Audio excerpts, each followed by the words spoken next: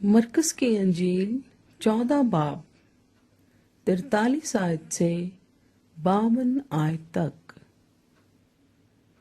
यीशु की गिरफ्तारी।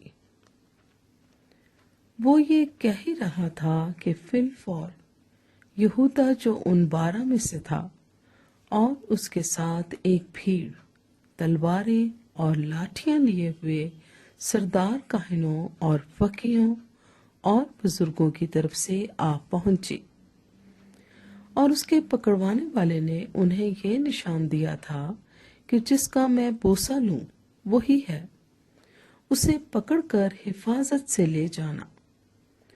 वो आकर फिलफौर उसके पास गया और कहा, ए रब्बी, और उसके बोसे लिए। उन्होंने उस पर हाथ डालकर उसे पकड़ लिया। उनमें से जो पास खड़े थे एक ने तलवार खींचकर सरदार काहिन के नौकर पर चलाई और उसका कान उड़ा दिया। यीशु ने उनसे कहा, क्या तुम तलवारें और लाठियां लेकर मुझे डाकू की तरह पकड़ने निकले हो?